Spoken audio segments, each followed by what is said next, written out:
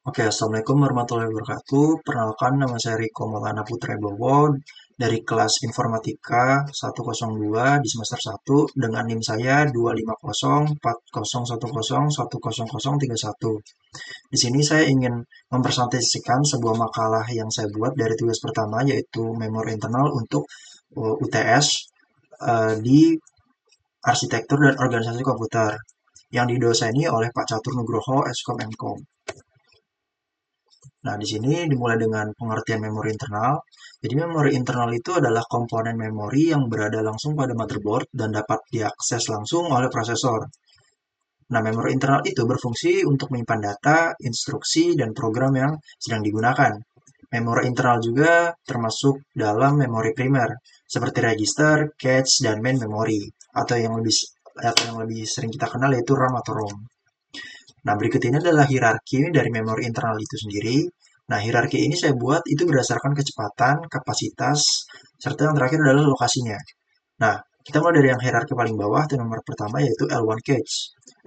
L1 cache ini tuh dia paling kecil untuk memorinya, namun dia paling cepat. Nah, L1 cache itu sendiri terintegrasi dalam CPU. Dan L1 cache juga menyimpan data prioritas yang tinggi. Untuk L2 cache itu dia memori lebih besar, namun dia sedikit lebih lambat dari L1. L2 cache ini berfungsi untuk penyangga antara L1 dan main memory. Lalu yang hierarki paling atas yaitu adalah memori modul, RAM atau ROM. Nah, di sini memori modul ini kapasitasnya lebih besar, namun kecepatannya itu dia lebih rendah dari cache gitu. Nah, untuk memori modul ini sendiri tuh dia kerennya adalah menjadi area kerja utama dari si CPU. Nah, berikut ini adalah jenis-jenis dari memori internal. Yang pertama yaitu adalah ROM, Read Only Memory. Di sini ROM ini memorinya non volatil ya, jadi datanya itu nggak hilang kalau kalau listrik itu mati gitu. Nah, untuk jenis-jenisnya itu ada PROM, yaitu hanya bisa diprogram sekali. EEPROM itu bisa dihapus dengan sinar UV dan diprogram ulang. Dan yang terakhir adalah EEPROM, yaitu bisa dihapus dan diisi ulang secara elektrik. Nah, EEPROM ini sendiri juga banyak digunakan untuk BIOS. Lalu untuk jenis kedua itu adalah RAM, Random Access Memory. RAM ini tuh memorinya volatil, beda dari ROM. Jadi kalau misalkan listrik mati, datanya hilang untuk RAM ini. Nah, untuk RAM ini tuh dibagi menjadi dua jenis lagi, yaitu SRAM dan DRAM. Nah, untuk SRAM atau static RAM, itu dia enaknya cepat, dia nggak membutuhkan refresh. Nah, biasanya SRAM itu digunakan sebagai cache. Nah, untuk kedua, yaitu adalah DRAM atau dynamic RAM, dia tuh membutuhkan refresh berkala. Nah, ini tuh umumnya digunakan sebagai memori utama ya. Nah, berikut ini adalah jenis-jenis DRAM dan turunannya. Yang pertama itu adalah EDORAM. EDORAM ini sendiri tuh lebih cepat dari FPM. Dia berfungsi sebagai menyimpan dan mengambil data simultan. Yang kedua itu adalah SDRAM.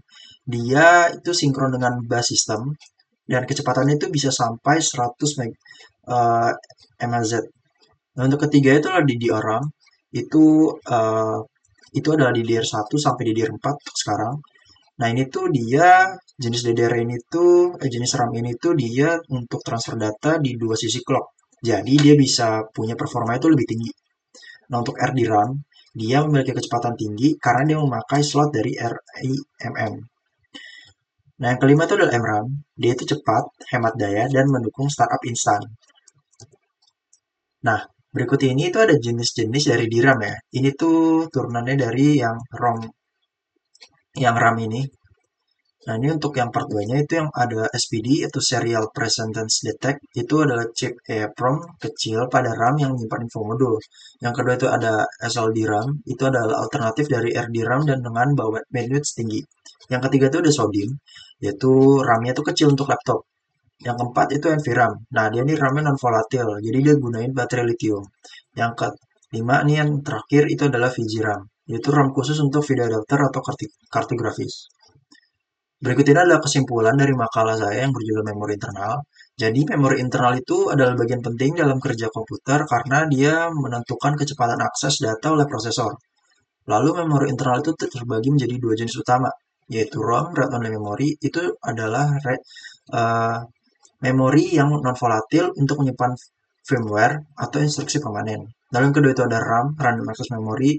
Ini digunakan sebagai memori volatil yang menjadi tempat kerja utama dalam menjalankan program. Nah, ROM itu memiliki beberapa varian seperti PROM, EEPROM, dan EEPROM yang berbeda dalam cara pemrograman dan penghapusannya. Nah, semua jenis ROM digunakan untuk menyimpan data penting yang tidak boleh hilang. Nah, sedangkan RAM sendiri itu terdiri dari SDRAM dan DRAM. Nah, dengan SRAM itu digunakan sebagai cache karena kecepatannya lebih tinggi, dan DRAM digunakan sebagai memori utama karena kapasitasnya lebih besar.